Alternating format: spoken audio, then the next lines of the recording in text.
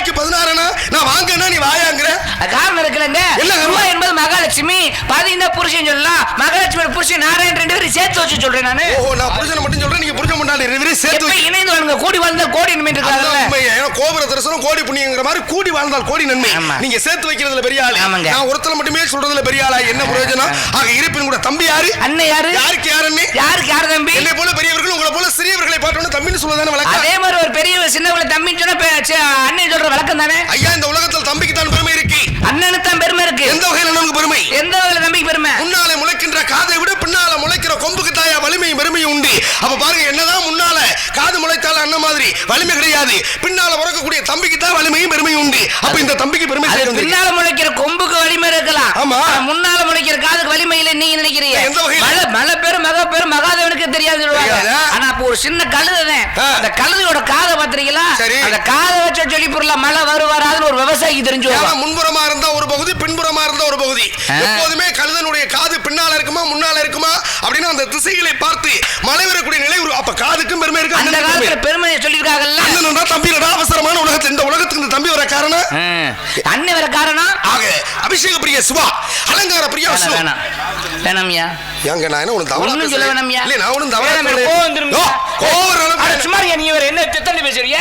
நான் என்ன பேசுறேன், நீ இப்படி கோவப்படுற? என்ன வார்த்தை, எத்தனை வார்த்தை? இல்ல ஒரு சின்ன பையல பார்த்துட்டு அவசாரியா போனேன்னு கேக்குறீங்க.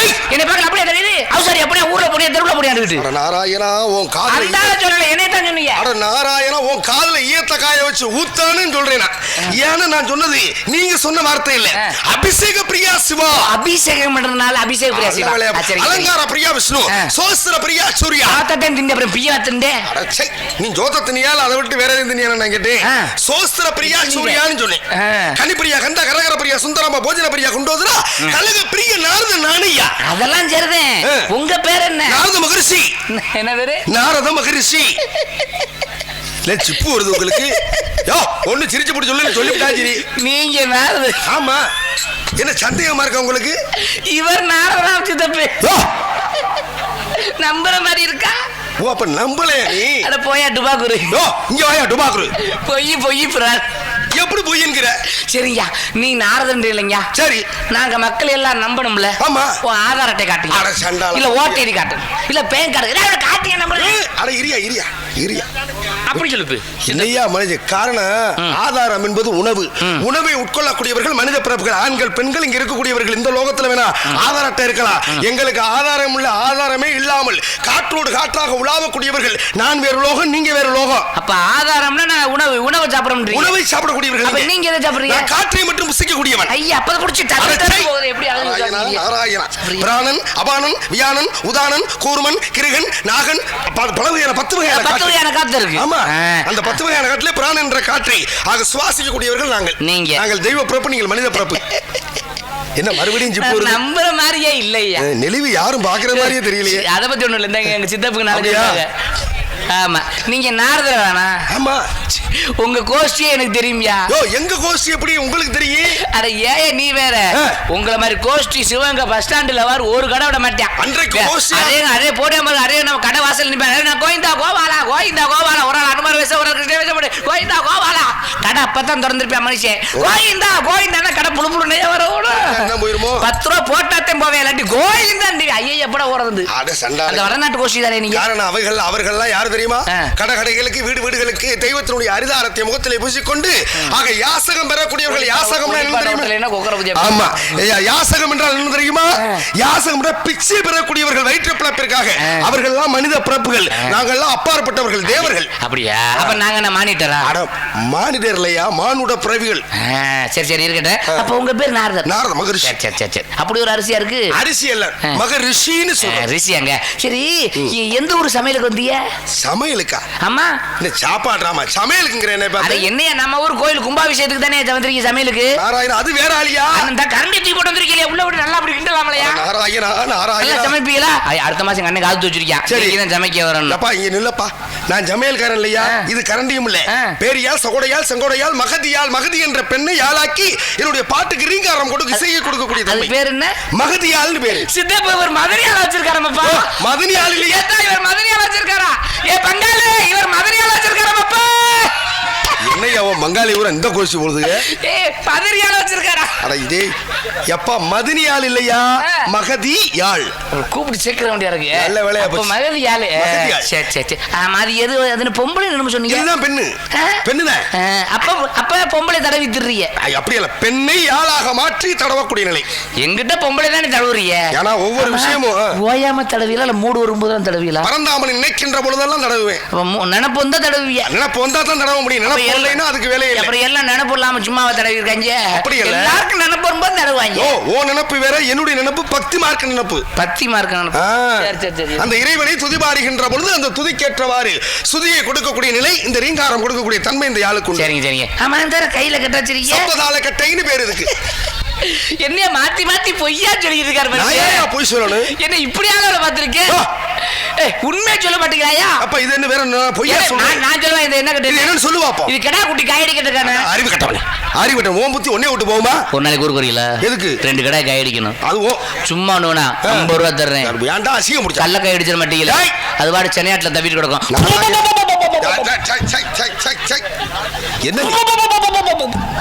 என்ன அப்படியே இருக்கியே? அப்படியே தவிட்டு கிடந்துனா சென்னையாடு சென்னை கழிஞ்சுவோம்ல. மொத்தத்துல ஏதோ அந்த தொழில் பாக்குறேன்னு நினைக்கிறேன். உன்னை பார்த்தா அப்படித்தான் தெரியுது. நான் விவசாயி, ஆடு மாடு வச்சிருக்கேன், பாக்குற பழக்கம் தானே. அது வேறு கட்டை. இது தெய்வத்துக்கு இசைக்கக்கூடியது. சுதி மாதா லயம் பிதான்னு சொல்லுவாங்கல்ல, இந்த சுதியை மீட்கக்கூடியது யாழிலை. ஆக தாளத்திற்காக இந்த கட்டை. இது ரெண்டும் சேர்ந்தா தான் பாட்டுக்கு நாரதன் என்ற பட்டத்தை பெற்று. இது எப்படி அடிப்பீங்க? இத இருகையில பாத்தீங்களா, இவருக்கு நினைப்பு வரும்போது தடவிக்கிட்டே அடிப்பாரா. நாராயணா நாராயணா, உன் ஜெய்கை சரியில்லையடா. நினைப்பு வரும்போது இந்த பொம்பளைய மடியில தொங்கிட்டுக்காரல அப்படி தடவிட்டே டப்பு டப்பு இப்படிதானே அடிக்கிறீங்க. உன் பழக்க வழக்கம் பத்தலையே. ஏங்க நீங்க எங்க தொங்கிட்டுறீங்க? சுருதியை மீட்டுவது இங்க இப்படி தடவிட்டே டப்பு டப்பு டப்பு அடிக்கிறீங்க. கையில அடிச்சிட்டே இருக்க முடியானே. அதான் சொல்றேன், இந்த கையில அடிக்கிறீங்க. ஓ அடி வேற, ஏன் அடி வேற? தடை வருதுங்க. உன் பழக்க வழக்கம் வேற, என் பழக்க வழக்கம் வேற. என்னவோப்பா. சரி இருக்கட்டும் இருக்கட்டுங்க. அப்ப உங்க பேர் நாரதர். நாரதர். உங்க அப்பா பேரு பிரம்மதேவன். பிரம்மா உலகத்துக்கே தெரியுமே. யாரு? பிரம்மா. பிரம்மா யார என்ன நினைச்சிருக்க? நல்ல வேலையா போச்சு போ. மாப்பிள என்னைய பார்த்து மாப்பிள்ளைங்கிற?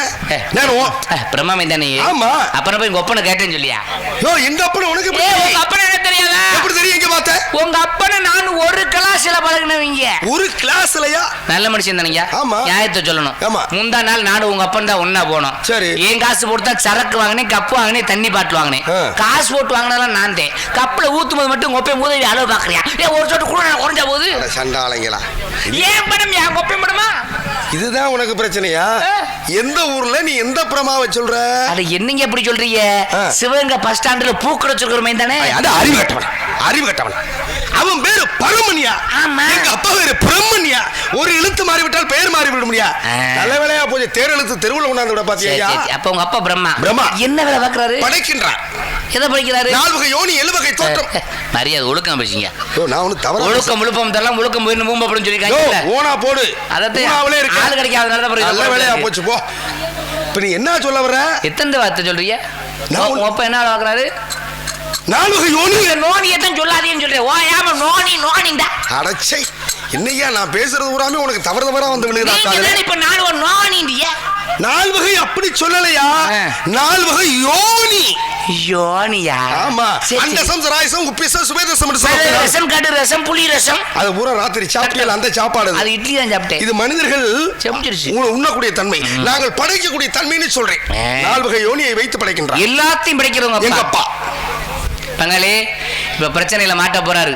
சித்தப்பு பிரச்சனையில மாட்ட போறாரு. மாட்ட வச்சு போறோமா? எங்க மாட்டு உண்மையிலேவா? ஆமா உண்மையை தான். அவ்வளவு தைரியமாயா உங்களுக்கு? ஆமா. அசிங்கப்பட்டு போவியா? ஏன் அசிங்கப்பட்டு போகணும்னா? பாப்பமா பாருங்க. எல்லாத்தையும் படிச்சது உங்க அப்பா இல்ல? சரி. ஆட்டை படிச்சது யாரு? எங்க அப்பா. மாட்டை படிச்சது யாரு? எங்க அப்பா. கோழியை படிச்சது யாரு? அதுவும் எங்க அப்பா தான். அந்த உட்கார்ந்திருக்காரு அந்த பங்காளி, அவரை படிச்சது யாரு? அவரை படிச்சது எங்க அப்பா. உங்க அப்பா கூட்டப்பா. உங்க அம்மா கூட்டுவாங்க. பங்காளி அப்பா அவரை படிச்சது? அவரை படிச்சது எங்க அப்பா. உங்க அப்பா கூட்டாப்பு. இல்லாட்டி ஒரு அருவாள் எடுத்து சொல்லு. எதுக்கு? நீ தெரியணும்ல. சரி, என்னைய படிச்சது யாரு? அதுவும் எங்க அப்பா. என்னைய படிச்சது உங்க அப்பா. எங்க அப்பா புழுங்க. என்ன பார்க்க போனா உங்க அப்பா? தமிழ்நாடு மின்சாரத்துறையில வேலை பார்த்தாரு. பீஸ் கட்டி புடுங்க போனாரா? நல்ல வேலையா போச்சு போ. மின்சாரத்துறையில வேலை பார்த்துக்கிட்டே நாடகம் நடிப்பாரு. இப்ப நீ கடுப்பு அடிக்கிறதுக்கு காரணமே இப்ப இதுதானா? ஆமா, ஊர்ல சிரிக்கிறாங்க. வர என் குடும்பத்தை கேவலப்படுத்துற மாதிரி தானே. இப்போ உனக்கு என்ன சந்தேகம்? நீ பிறந்த, அதாவது நீ எப்படி வந்த ஊர் இந்த உருவாக உங்க அப்பா என்ன? படைத்தது உன்னை படைத்தது எங்க அப்பான்னு சொல்லிவிட்டே தான். எங்க அப்பா அட இரியா, நான் சொல்லி வர்றையா. கடுப்படுது. அப்பா அழுகாத. என்ன பண்ணுது? அட உனக்கு என்ன சந்தேகம் கேளு, நான் பதில் சொல்றேன். இவ்வளவு கோபக்காரனா இருப்பான் போல இருக்க, தெரியாம போச்சு. என்னடா இரும்பு வாயில ஒண்ணும் புரியல. அப்படி அல்ல, உன்னை படுத்தது எங்க அப்பான்னு சொல்லிட்டேன். அதுக்கு நான் விளக்கம் சொல்லணுமா இல்லையா? என்ன விளக்கம்? ஊரறிய தாலி கட்டி இல்லற வாழ்க்கையில கூடியது உங்க ஆத்தாள் அப்பனும். ஒருத்தலுக்குமே தெரியாமல் பிரதவி அப்பு வாயு தேயு ஆகாயம் என்று சொல்லக்கூடிய பஞ்சபூதத்தை பிண்டமாக்கி உங்க ஆத்தாவோட அண்ட கருவிலை செலுத்தி வருகின்ற மார்க்கத்தில் முண்டமாக பிறக்க வைத்து தெண்டத்துக்கு காவல் பார்க்க விட்டுருங்க உங்க அப்பே. எங்க அப்பனை எங்க ஆத்தாள் ஊரறிய பண்றாங்க. ஆமா, உங்க அப்பே ஒருத்தரும் தெரியாம பண்ணி விட்டேன். என்னைக்காவது மாட்ட போறேன், வெட்டாத அருவாளை வச்சு வெட்ட போறாங்க. நாராயணா தெய்வம் வருவது யாருக்கும் தெரியாத மனிதர்களுடைய கண்களுக்கு காற்றோட காற்றாக உள்மூச்சு வழியாக சென்று வெளிமூச்சு வழியாக உள்ள வெளியே செல்கின்றார். ஒருத்தரும் தெரியாம யாருக்குமே தெரியாமல் போறதையா பெரிய கலவாணி பிள்ளை. அப்படி இல்ல, ஒவ்வொரு ஜீவராசிகளுக்கும் உயிரை கொடுக்கக்கூடிய தன்மை உருவத்தை உங்க அப்பா கொடுத்துருவாரு. அந்த உருவத்துக்கு உயிர் கொடுக்கணுமா இல்லையா? அந்த உயிர் என்ற விதையை வைத்து விட்டு வெளியே செல்கின்றார். ஒப்பை விதை விடுறாரு. ஆமா, அப்ப தண்ணி பாய்ச்சறது அது உங்க அப்பா. அப்ப நிலம் உங்க அம்மா. இப்ப எனக்கு புரிஞ்சு வச்சு. எப்படி? இந்த நிலத்தை எங்க அம்மான்னு சொன்னீங்க. சரி.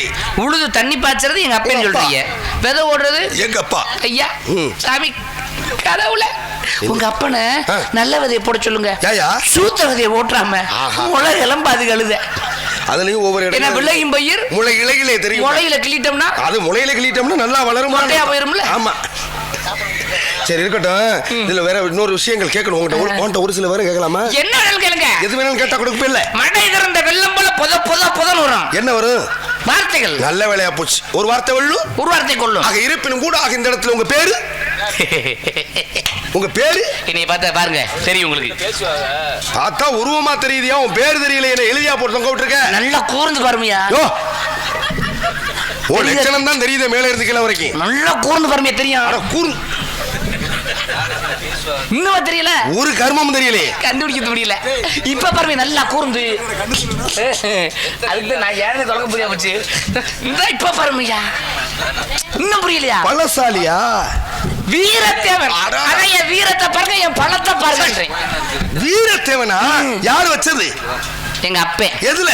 வாயில வச்சா. யாரு வாயில? ஊர்ல சேர்ந்து மொத்தமா என் வாயில வச்சாங்க. ஓ வாயில வைக்கிற வரைக்கும் நீ தூங்கிட்டு இருந்தியா இல்ல முடிச்சுக்கிட்டு இருந்தியா? வைக்க சோகமா இருந்துச்சு. எங்க அப்பன் பேரு முத. எங்க அப்பா யாரு தெரியுமா? யாரு? எங்க ஆத்தா புருஷன். இது உலகத்துக்கே தெரியாது பாருங்க. சரி உங்க அம்மா யாரு? எங்க அப்பன் பொண்டாட்டி. நீ யாரு? அவங்களுக்கு மருமைய. ஓ மகனா மருமகனா? மருமைய. எப்படி மருமைன்னு சொல்ற? நாங்க அண்ணன் தம்பி மொத்தம் 7 பேர். அண்ணன் தம்பி 7 பேர். இதே வேலையத்தான் இருக்கீங்களா? அண்ணன் தம்பி மொத்தம் 7 பேர். சரி, ஒரே ஒரு நாள் விடுறது கிடையாது. ஆமா, எனக்கு மேல 3 அண்ணன், எனக்கு கீழே 3 தம்பி. ஆஹா, மேல 3 கீழே 3. நான் தான் நடுவுல. பரவாயில்லையே. அப்ப எங்க அண்ணன் 3 பேர் பிறந்திருக்காங்களா? அதுக்கப்புறம் மறுக்க நான் பிறந்திருக்கேனா? மறுக்க பிறந்தனால மருமை. ஓ முதல்ல பிறந்தா முதமையா, மறுக்க பிறந்தா மருமை. அப்ப நீங்க 4வது ஆளா? வீரத்தேவனா? சரி, உங்க அப்பாவும் அம்மாவும் என்ன பண்றாங்க இங்க? அவங்க 2 பேரும் பண்றதை நான் பார்க்க முடியல. பண்ணினதுக்கு அப்புறம் தான் நான் வந்தேன். இல்லப்பா என்ன வேலை பார்த்துக்கிட்டு இருக்காங்க?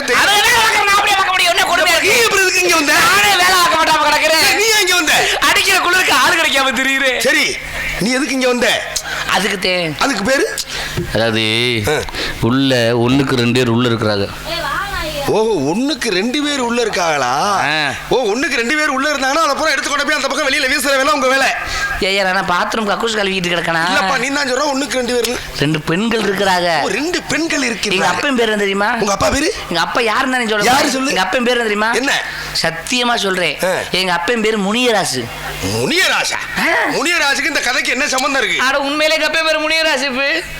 யோ சத்தியமா உங்க அப்பா முனிய மேல சத்தியமா எங்க அப்பன் பேரு முனியராசு. எப்படி முனியராசுன்னு சொல்ற?